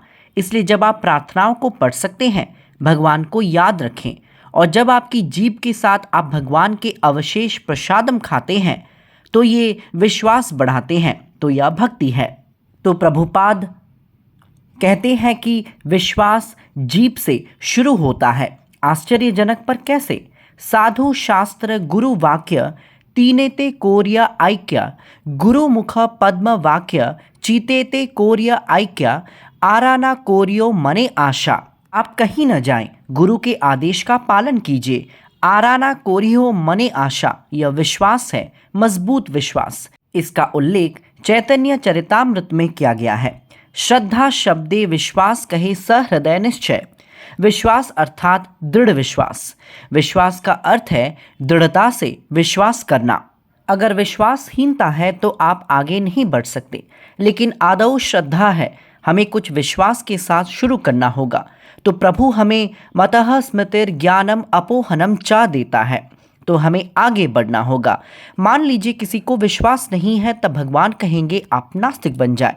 भगवान बुद्धिमता देते हैं, वह कैसे नास्तिक बन सकता है? लेकिन अगर आप प्रभु के आगे आत्मसमर्पण करते हैं, तो थोड़ा विश्वास के साथ भी प्रभु आध्यात्मिकता पर अधिक शिक्षा देंगे। तो यह आवश्यकता है। आज हम विश्वास और भरोसा पर चर्चा कर रहे हैं, जो सब एक साथ चलता है। हम भक्त पर, आध्यात्मिक गुरुओं पर, माता पिता को आंख बंद करके भरोसा नहीं करते। यदि आप किसी पर भरोसा कर रहे हैं तो आपके पास तमोगुण या रजोगुण में एक झूठा गुरु है। आप इसे त्याग सकते हैं। ऐसा नहीं कि आपको एक गलत व्यक्ति पर आंख बंद करके विश्वास करना होगा जो भगवान या विज्ञान के नाम पर धोखा दे रहा हो। इसलिए दो प्रकार के ठगी लोग हैं जिन्हें हम आजकल देखते हैं। वे साधु के पोशाक में आते हैं, या एक और ठगी किस्म के लोग हैं जो आधुनिक विज्ञान के नाम पर आते हैं। लेकिन कोई भी हमें धोखा दे सकता है यदि वे तमोगुण में हैं। इसलिए हम आसानी से कह सकते हैं कि भगवत गीता एक महान विज्ञान है। ऐसे लक्षण भी बताए गए हैं, जैसे एक रासायनिक प्रयोगशाला में कुछ लक्षण बताए जाते हैं कि इस रसायन में यह स्वाद और ये गुण क्या है। इसी तरह भगवत गीता में यदि आप सत्व गुण में हैं तो आपकी गुणवत्ता क्या है, यदि आप ब्राह्मण हैं तो आपकी योग्यता क्या है, या यदि आप तमोगुण या रजोगुण में हैं तो आपकी आदतें क्या हैं, सब कुछ बताया गया है। इसलिए आप ईश्वर पर, गुरु पर भरोसा करके अपनी जीवन को सफल बनाएं। जय जगन्नाथ। हरे कृष्णा। हरे कृष्णा। ओम नमो भगवते वासुदेवाय। यह प्रार्थना हम अपने भागवतम पाठ करने के दौरान हर रोज जप करते हैं। हम जप करते हैं, नारायणं नमस्कृत्य नरं चैव नरोत्तमं देवीं सरस्वतीं व्यासं ततो जयम् उदीरयेत्। देवीं सरस्वतीं व्यासं, हमें व्यास को याद रखना होगा जो भागवतम के लेखक हैं। भागवतम का पाठ करके नित्यं भागवत सेवया भगवती उत्तम श्लोके भक्तिर्भवति नैष्टिकी। तो भगवत भक्ति, नैष्टिकी भक्ति, नैष्टिकी भक्ति अर्थात भक्तिपूर्ण सेवा, यह हमारे हृदय में प्रकट होगा। नष्ट प्रायेष्व अभद्रेषु नित्यं भागवत सेवया भगवती उत्तम श्लोके भक्तिर्भवति नैष्टिकी। हमें क्यों नारायण, व्यास, कृष्ण का जाप करना है? हम कृष्णम वंदे जगद्गुरुम क्यों कहते हैं? क्यों आदि शंकराचार्य ने श्लोक को कृष्णम वंदे जगद्गुरुम के रूप में संकलित किया? कृष्णा पूरे ब्रह्मांड के पूर्ववर्ती हैं। वह माता हैं, वह पति हैं, वह सब कुछ हैं। इसलिए हम भागवतम में जैसे कई श्लोका में उल्लेख है, सवै पुंसाम परो धर्मो यतो भक्तिर अधोक्षजे अहैतुके अप्रतिहता ययात्मा सुप्रसिद्धति। श्रीमद् भागवतम, जिसे व्यासदेवा ने लिखा है, उन्हें श्रील व्यासदेव का सबसे परिपक्व योगदान माना जाता है। और श्रील व्यासदेवा, उनका जन्म वर्षगांठ को भी गुरु पूर्णिमा या व्यास पूर्णिमा के रूप में माना जाता है। आज व्यास पूर्णिमा, गुरु पूर्णिमा है। व्यासदेव के जन्म का बहुत विशेष महत्व है। गुरु व्यास, चाहे वह निर्विशेषवादी हो या तत्ववादी, वैष्णव, हम सभी व्यास को आध्यात्मिक गुरु के रूप में स्वीकार करते हैं। 4 परंपरा है जो भगवान ब्रह्मा, भगवान शिव, माँ लक्ष्मी और कुमार से आ रहे हैं। सभी संप्रदाय श्रील व्यासदेव को गुरु के रूप में स्वीकार करते हैं। श्रीमद् भगवद गीता और श्रीमद् भागवतम को भी। रामानुजाचार्य श्री वैष्णव संप्रदाय के एक प्रमुख आचार्य, उन्होंने व्यासदेव को आध्यात्मिक गुरु के रूप में स्वीकार किया और श्रीला व्यासदेव ने नारद मुनि को अपने आध्यात्मिक गुरु के रूप में स्वीकार किया। नारद मुनि ने भगवान ब्रह्मा को अपने आध्यात्मिक गुरु के रूप में स्वीकार किया। भगवान ब्रह्मा ने अपने पिता माता को स्वीकार किया। भगवान ब्रह्मा स्वयंभू हैं क्योंकि वह एक मां द्वारा पैदा नहीं हुए हैं। वह तो प्रभु विष्णु के पेट से निकलने वाले कमल से जन्म हुए हैं।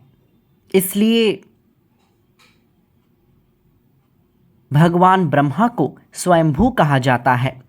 उन्हें भगवान नारायण ने हृदय के भीतर निर्देश दिया था। तो भगवान नारायण भगवान ब्रह्मा के लिए आदि गुरु हैं। इसी तरह प्रत्येक संप्रदाय जो भगवान नारायण से आ रहा है उन्हें वैष्णव संप्रदाय कहा जाता है। रुद्र संप्रदाय भी एक वैष्णव संप्रदाय है। लक्ष्मी संप्रदाय एक वैष्णव संप्रदाय है।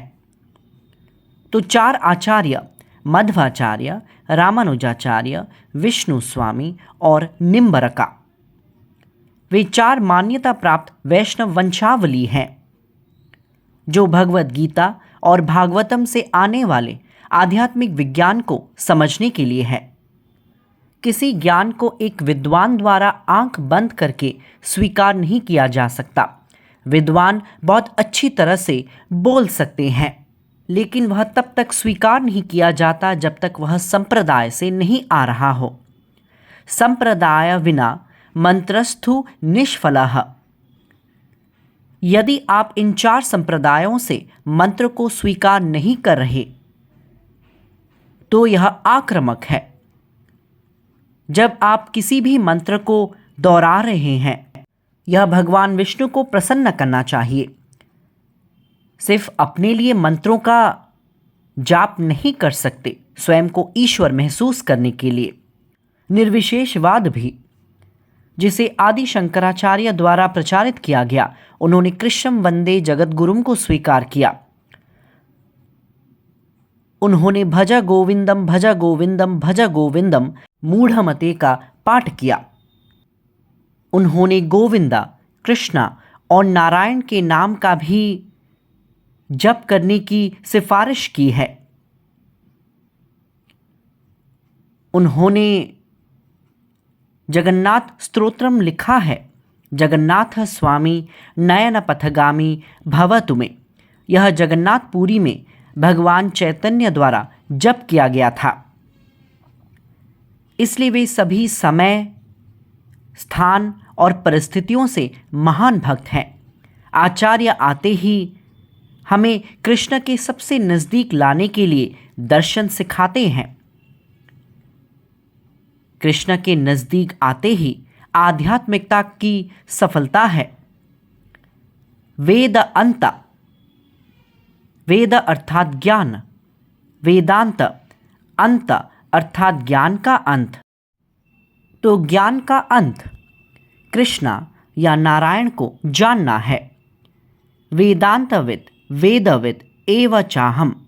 भगवद गीता में कृष्ण ने कहा है कि भगवद गीता वेदों का पूरा उद्देश्य ही उन्हें समझना है।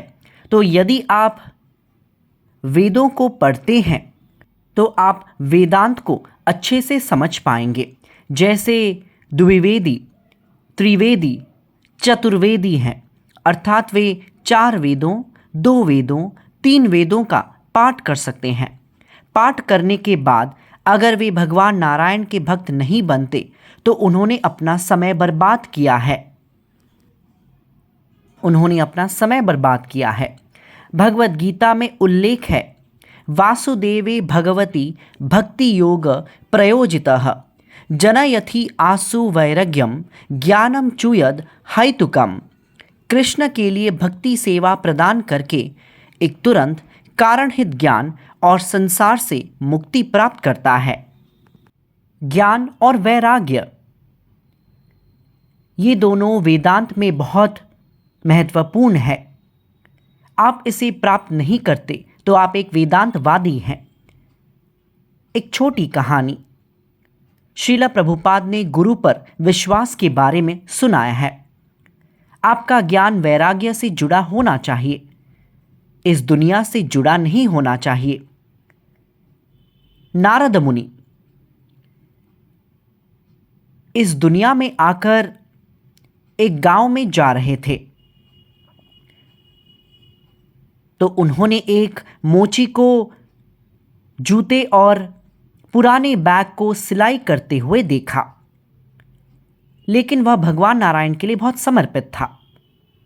नारद मुनि को गुजरते हुए देख उसने तुरंत नारद जी को सम्मान दिया और उसने कहा, मेरे प्रिय ऋषि, आप भगवान नारायण के बहुत महान भक्त हैं, कृपया मुझे आशीर्वाद दें। आप हर रोज वैकुंठ जाते हैं, इसलिए कृपया मेरे विनम्र आज्ञाओं को स्वीकार करें और भगवान नारायण को मेरा नमन करें। तो नारद मुनि इस मोची के बारे में जिज्ञासु थे। उन्होंने पूछा, हाँ, मैं वैकुंठ जा रहा हूं, तुम क्या चाहते हो मैं भगवान नारायण से पूछूं? कोई संदेश है? तो आप मेरा संदेश भगवान नारायण मेरे भगवान के पास ले जाएंगे? इसलिए वो बहुत खुश था। उसने कहा, हाँ, एक छोटा संदेश है। नारद मुनि ने कहा, हाँ, कृपया मुझे बताओ वह क्या है। आप कृपया मेरे भगवान से पूछें कि मैं उनके पास कब आऊंगा। मैं इस दुनिया में पीड़ित हूं, मैं इस दुनिया में नहीं रहना चाहता। नारद मुनि उसे शांत करते हुए कहा, हाँ, ठीक है। नारद मुनि उसी गांव से गुजर रहे थे तो एक ब्राह्मण अपनी प्रार्थनाओं के बाद नदी से बाहर आ रहा था। नारद मुनि को देखते ही उसने सम्मान दिया। नारद मुनि ने कहा कि वह वैकुंठ जा रहे हैं। तो ब्राह्मण ने पूछा, तो आप भगवान नारायण से पता करें मुझे इस धरती में कितने दिनों तक इंतजार करना होगा, मैं उनके पास कब आ रहा हूं। नारद मुनि ने कहा, ठीक है, मैं नारायण से पूछताछ करूंगा। वैकुंठ पहुंचते ही उन्होंने भगवान नारायण से मुलाकात की और इन दो व्यक्तियों के बारे में सूचित किया जिनसे वह धरती पर मिले थे। भगवान नारायण ने बताया, वह मोची इसी जीवन में वापस आ जाएगा, लेकिन उस पंडित को और भी अधिक समय लगेगा। तो नारद मुनि आश्चर्यचकित थे कि यह ब्राह्मण सभी वेदों को जानता है और वह मोची अभी भी सिलाई कर रहा है जिसे आध्यात्मिकता का कोई ज्ञान नहीं है। तो नारायण ने बताया, आपको संदेह हो रहा है ना? जब आप पृथ्वी पर वापस जाते हैं वे आपसे पूछेंगे नारायण क्या कर रहे थे। आप उन्हें बताना कि वह सिलाई कर रहे थे। आमतौर पर हम सुई धागे से सिलाई करते हैं, इसलिए वह हाथी को सुई के छेद में डालने की कोशिश कर रहे थे। आप उन्हें यही बताना। नारद मुनि ने भगवान नारायण को प्रणाम करते हुए वापस आ गए और पहले उन्होंने विद्वान पंडित ब्राह्मण से मुलाकात की। उन्होंने बताया कि भगवान नारायण ने बताया कि आपको आने में कुछ और समय लगेगा।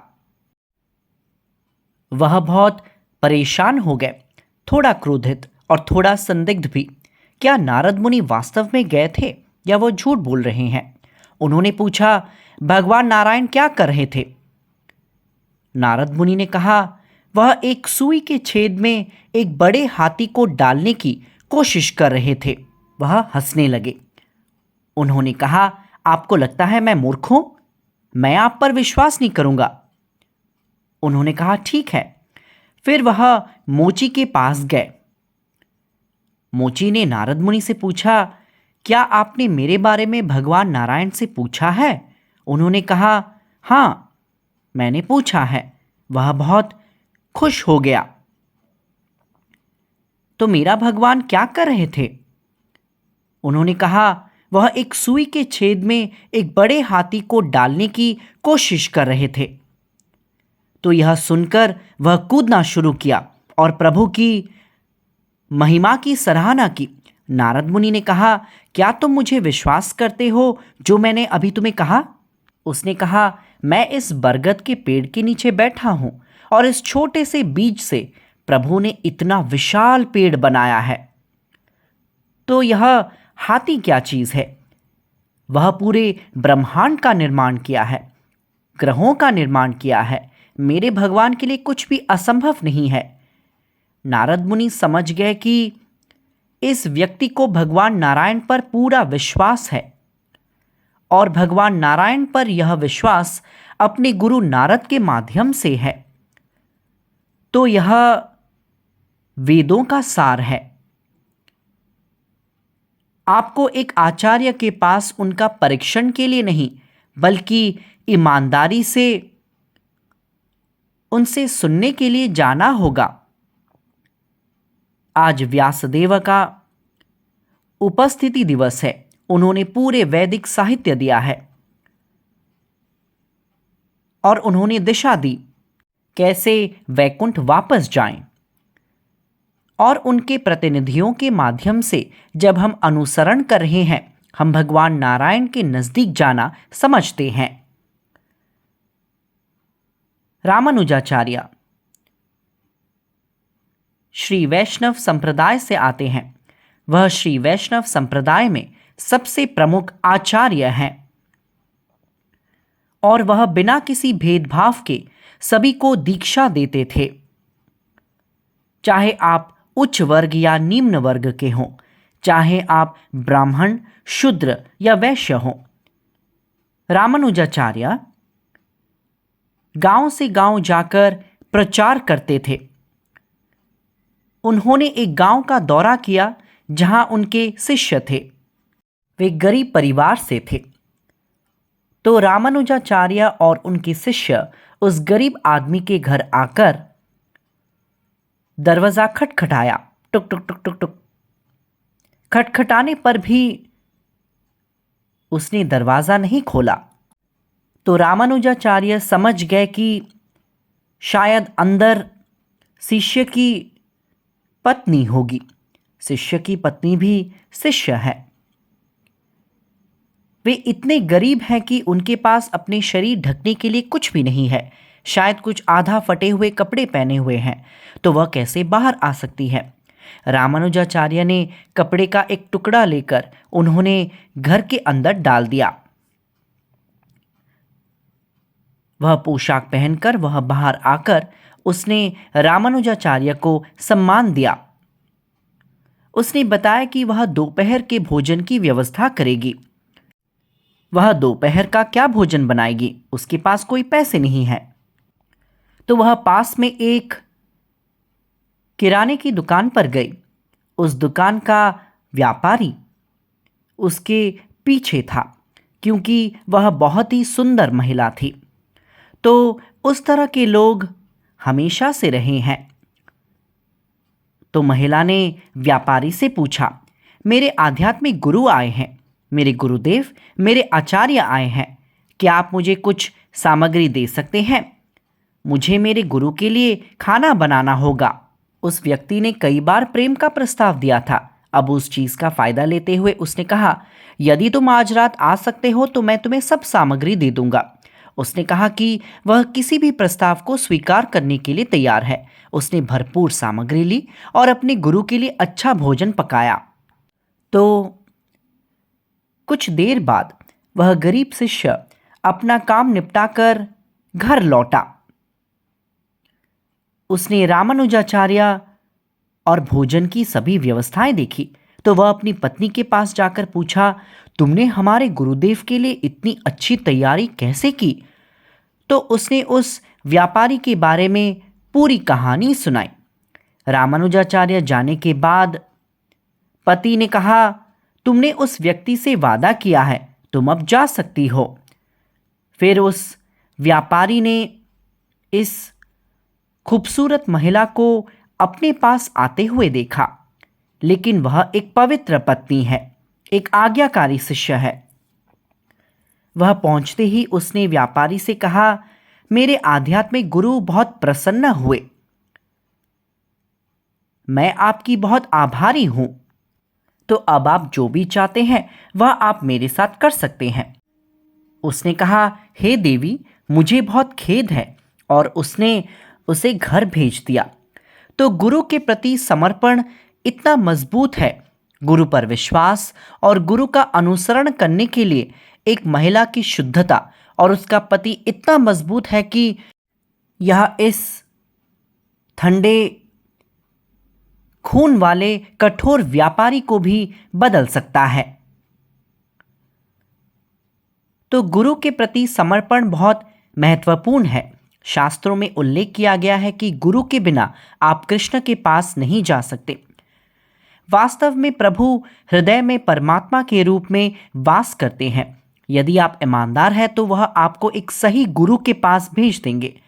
यदि आप ईमानदार नहीं हैं तो आप हमेशा संदेह करते हैं, आप संशय आत्मा हैं। आप वह आत्मा नहीं जो प्रभु को जानना चाहता है। आप निश्चय आत्मा नहीं बल्कि संशय आत्मा है। संशय आत्मा, संदिग्ध आत्मा, एक संदिग्ध आत्मा ना तो इस जीवन या अगले जीवन में शांति प्राप्त करेगी। वास्तव में वे कभी भी शांतिपूर्ण नहीं होंगे, क्योंकि वे हमेशा संदेह करते हैं। वे हमेशा हर किसी को संदेह करते हैं। वे प्रभु में, अपने परिवार में और खुद पर विश्वास नहीं करते। मूल रूप से वे नास्तिक हैं। भले ही वे भावुक रूप से आध्यात्मिकता को स्वीकार करते हैं, लेकिन वे हमेशा किसी पर संदेह करते हैं। इस तरह की भक्ति से कोई भी प्रगति नहीं करता। चैतन्य महाप्रभु लीला में चैतन्य महाप्रभु ने दिखाया कि उन्हें अपने आध्यात्मिक गुरु पर कितना विश्वास है। तो संन्यास लेने के बाद चैतन्य महाप्रभु वाराणसी की सड़कों पर नृत्य कर रहे थे, जिसे देख कुछ सन्यासियों ने आपत्ति जताई। वह आदि शंकरा से आने वाले हमारे परंपरा का एक सन्यासी है। हम उसे एक महान विद्वान के रूप में जानते हैं, लेकिन वह सड़कों पर इतनी भावुक होकर नृत्य क्यों कर रहे हैं? एक निमंत्रण था, और जब भगवान चैतन्य महाप्रभु आ गए तो उन्हें देखकर वे बहुत आकर्षित हो गए। उन्हें संदेह था, तो उन्होंने उनसे पूछा, आप सड़कों पर इस तरह से नृत्य क्यों करते हैं? तो चैतन्य महाप्रभु ने जवाब दिया, मेरे आध्यात्मिक गुरु ने मुझे मूर्ख के रूप में देखा। वे जानते थे कि चैतन्य महाप्रभु मूर्ख नहीं थे। युवा अवस्था में उन्होंने महान विद्वानों को हराया था। कश्मीरी पंडित केशव कश्मीरी को हराया था। उन्हें दिग्विजय कहा जाता था। दिग्विजय अर्थात जो अपराजय हो और हर किसी को हरा सकता हो। इसलिए चैतन्य महाप्रभु ने उन्हें हराया था। वे सभी जानते थे कि पिछले आश्रम में यह निमाई पंडित को, उन्हें निमाई पंडित के नाम से जाने जाते थे, वह एक पंडित थे। इसलिए उन्होंने कहा, गुरु मोरे मूर्ख देखी। चैतन्य महाप्रभु के गुरु ने उन्हें मूर्ख कहा था, और तुम वेदों को नहीं समझ सकते, तुम सिर्फ कृष्ण का नाम जाप करो। इसलिए चैतन्य महाप्रभु ने कृष्ण का नाम जाप किया, और जप करने के बाद वह भगवान कृष्ण के लिए इतना आकर्षित हुए कि उनके आंखों से आंसू बह रहे थे। तो वह अपने गुरु के पास गए और उन्होंने कहा, मेरे प्यारे गुरुदेव, ये आपने मुझे किस तरह का मंत्र जप करने को दिया है? उसे जप कर मैं पागल हो रहा हूं। तो इसे सुनकर गुरु ने मुस्कुराया और कहा, यह हरे कृष्णा महामंत्र की शक्ति है। तुम्हें सफलता मिली है। जब एक आध्यात्मिक गुरु अपने शिष्य को प्रगति करते हुए देखता है तो वह बहुत खुश होता है। यहां तक कि कृष्ण और बलराम अपने आध्यात्मिक गुरु की भक्ति से सेवा कर रहे थे। अपनी इंद्रियों को संतुष्ट करने के लिए कोई शिष्य नहीं बन सकता। मुफ्त शिक्षा होती थी, कोई भी गुरु के पास जा सकता था और गुरु कृष्ण को दिखाता था। एक शिष्य को बस गुरु के पास आत्मसमर्पण करना है। गुरु अपने शिष्यों को घर घर जाकर कुछ चावल भीख मांगने के लिए भेजते थे और यह एक प्रशिक्षण था। केवल इतना नहीं, वास्तव में अमीर आदमी के बच्चों को भी अपने गुरु के लिए भीख मांगना पड़ता था। यह प्रशिक्षण था जिसमें वह गांव की माताओं से पूछेंगे, हे माँ, ओ माँ, कृपया मुझे कुछ चावल दे। और उसके बाद गुरु माँ, गुरु की पत्नी खाना बनाती है और अगर आध्यात्मिक गुरु शिष्यों को बुलाना भूल जाता है तो वह नहीं खाएगा। यह ब्रह्मचर्य है। एक ब्रह्मचारी नहीं सोचेगा कि मैंने चावल के लिए भीख मांगी है, मेरे आध्यात्मिक गुरु मुझे बुलाए या ना बुलाए, मैं खा लूंगा। वह ऐसा नहीं सोचेगा। यह घर की सफाई या झाड़ू मारने की तरह हो सकता है, या यहां तक कि जब कोई आश्रम में कोई शामिल होता है तो हम सभी पहले प्रशिक्षित होते हैं स्नान घर की सफाई में। जैसे आप सोच रहे होंगे, वे सोच रहे होंगे, ओ, वे सभी उच्च शिक्षित पृष्ठभूमि समृद्ध परिवारों से शामिल हो गए हैं। लेकिन पहली बात सिखाई जाती है कि आपको एक गुरुकुल जाना है, स्नान घर और बर्तनों को साफ करना है। आप नहीं सोच सकते कि मैं अमीर और शिक्षित शिष्य हूं, जो चाहे वो मैं कर सकता हूं। नहीं, पहले आपको अपना हृदय साफ करना है। सर्व उपाधि विनिर्मुक्तम। एक गुरु के पास जाते ही अपने सभी पदनामों को त्याग दे। तो सुदामा और कृष्णा, एक ब्राह्मण बहुत गरीब परिवार से था और कृष्णा एक अमीर आदमी वसुदेवा के बेटे थे। लेकिन दोनों को गुरुकुल में समान रूप से व्यवहार किया गया। दोनों एक साथ खेलते थे, समान रूप से शिक्षित हुए। दोनों एक साथ भीख मांगते थे। दोनों लकड़ियों को इकट्ठा करने के लिए जंगल भी जाते थे और वापसी में भारी बारिश हुई। इतनी तेज बारिश कि वे पेड़ के पास अटक गए। एक दूसरे का हाथ पकड़कर कांप रहे थे। वे पूरी रात वहां थे। गुरु अगले दिन सुबह आए और अगले दिन सुबह उन्होंने देखा कि ये उनके दोनों शिष्य कांप रहे थे, वहां इंतजार कर रहे थे। वे गुरु की सेवा के लिए आए हैं, जिसे देख गुरु बहुत प्रसन्न हुए और दोनों को आशीर्वाद दिया। तो आप देखिए, भगवान कृष्ण को एक तरफ आदि शंकराचार्य कृष्णम वंदे जगद्गुरुम के रूप में महामंडित कर रहे हैं। वह जगत गुरु हो सकते हैं, कृष्ण असली गुरु हैं, कृष्ण स्वयं प्रभु हैं, लेकिन वह हमें उदाहरण दे रहे हैं कैसे अपने आध्यात्मिक गुरु की सेवा की जाए। तो गुरु किसी दिखावे के लिए नहीं है। आमतौर पर कुत्ते होते हैं, जर्मन शेफर्ड, पोमेरेनियन, कुछ उस तरह, कई तरह के कुत्ते हैं। हमारे आचार्य श्रीला प्रभुपाद बताते थे कि गुरु को फैशन के लिए नहीं रखना चाहिए, जैसे आप कुत्ते रखते हैं। एक कुत्ता क्या करता है, उसे बुलाने पर वह आ जाता है, बुलाते ही वह आ जाता है। अगर आप गुरु को फैशन के रूप में चाहते हो और आपके आदेश पर गुरु उठना बैठना करे, नहीं, आप गुरु के साथ उस तरह के व्यवहार नहीं कर सकते। और न ही आशीर्वाद बाबा चाहते हैं। लोग आशीर्वाद बाबा चाहते हैं। एक बार श्रीला प्रभुपाद ट्रेन में यात्रा कर रहे थे अपने पश्चिमी शिष्यों के साथ। आशीर्वाद लेने के लिए कई भारतीय शिष्य आ गए। उन्होंने कहा, आदरणीय आचार्य, कृपया हमें आशीर्वाद दें। श्रीला प्रभुपाद ने कहा, अगर मैं आशीर्वाद दूं तो आप उनके जैसे बन जाएंगे। तो वे चले गए। तो आप पता लगा सकते हैं कोई वास्तविक है या नहीं। वे किस आशीर्वाद की तलाश कर रहे हैं।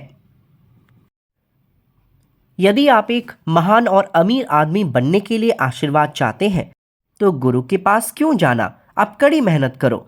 अगर बीमारियों का इलाज करना है तो गुरु के पास क्यों जाना?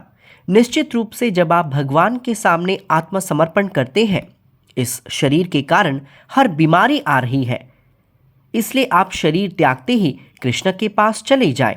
बीमारियों से पूरी छुटकारा मिलेगी।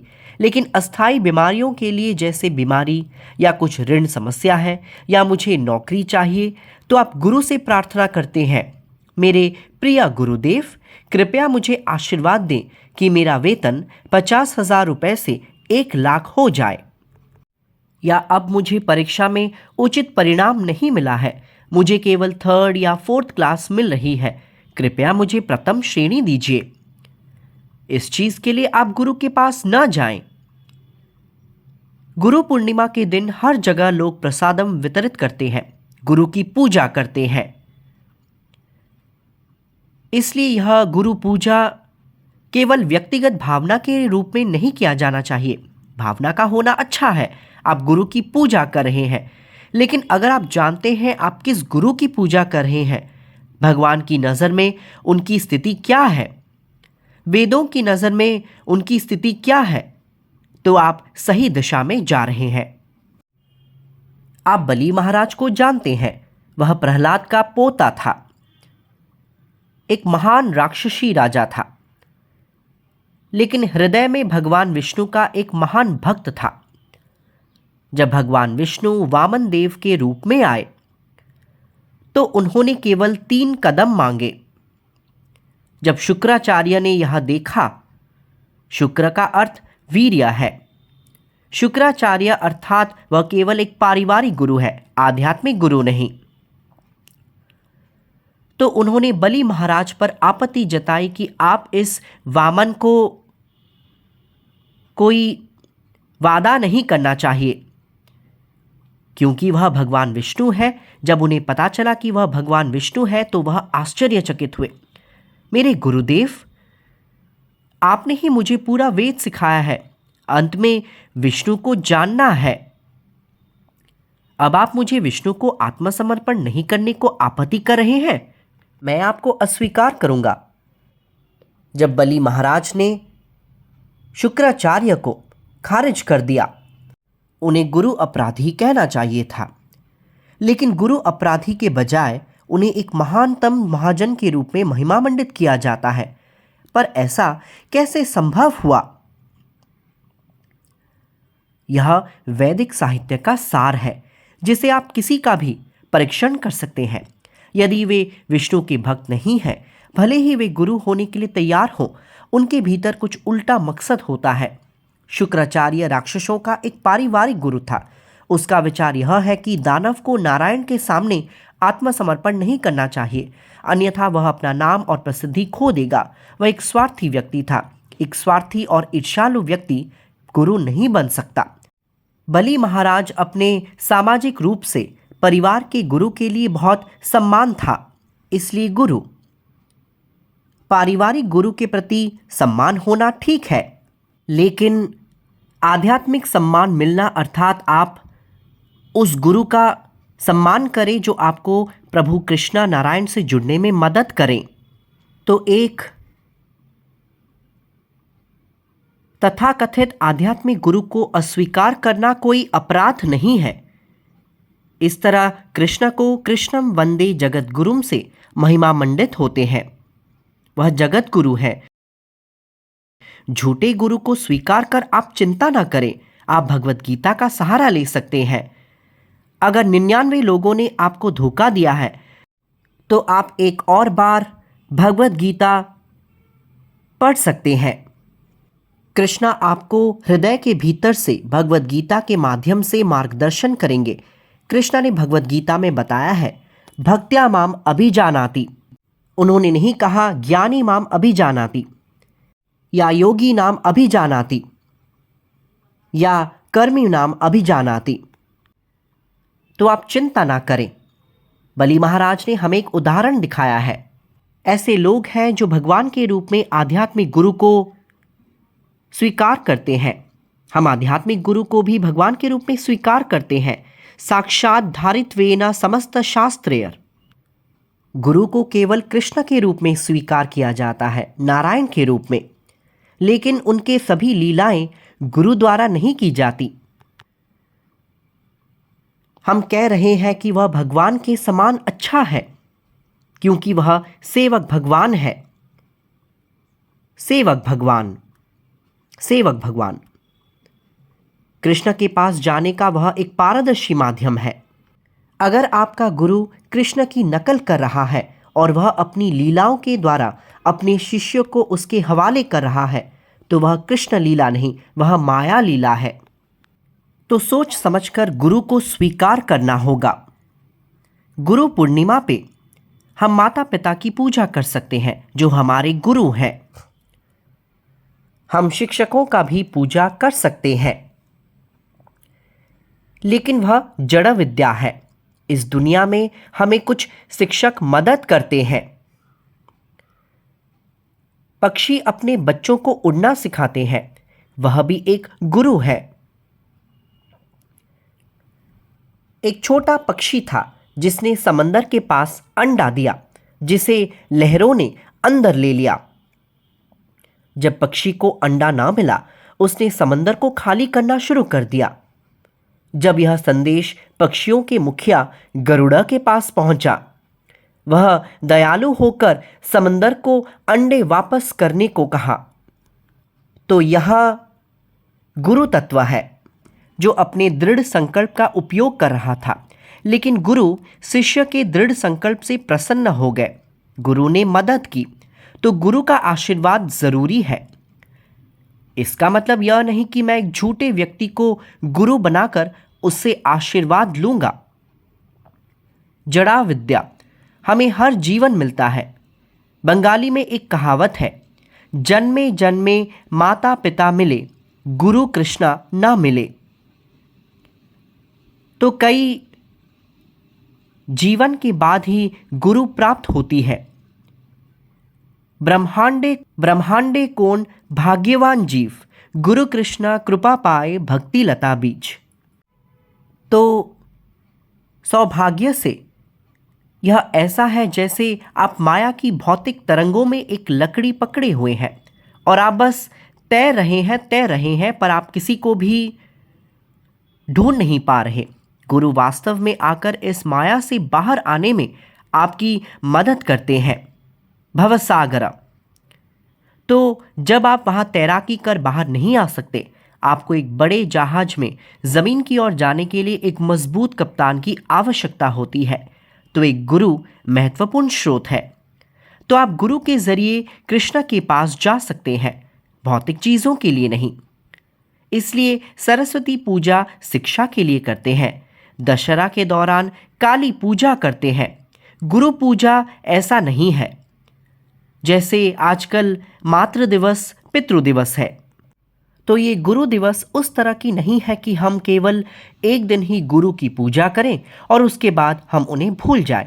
नहीं, हम हर रोज गुरु पूजा करते हैं और गुरु पूजा में हम गाते हैं, यस्य प्रसादाद भगवत प्रसादो, यस्य अप्रसादात न गति कुतो। हमें गुरु का आशीर्वाद नहीं मिलता है जब तक आप ईमानदार नहीं होते। ईमानदार होते ही गुरु आपको देखते हैं और गुरु आपसे प्रसन्न होते हैं, तो कृष्ण भी आपसे प्रसन्न होते हैं। ध्यायान तस्य यशस्त्री संध्याम। आप गुरु पर ध्यान करते हैं। यशस्त्री संध्याम, त्रिसंध्याम सुबह, दोपहर और शाम होता है। तो हम त्रिसंध्या गायत्री मंत्र का जाप करते हैं। गुरु गायत्री, कृष्ण गायत्री। हम त्रिसंध्या गायत्री मंत्र का जाप करते हैं। त्रिसंध्या एक दिन में 3 बार है। हम गुरु को याद करते हैं। वास्तव में गुरु को भूला नहीं जा सकता। हम गुरु के लिए कुछ भी नहीं कर सकते।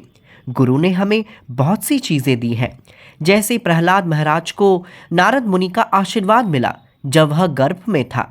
उन्हें संदेश मिला, इसलिए वह नरसिम्हा देव से प्रार्थना कर रहा था, मेरे आध्यात्मिक गुरु नारद मुनि को अपना कर्ज कैसे चुका सकता हूं।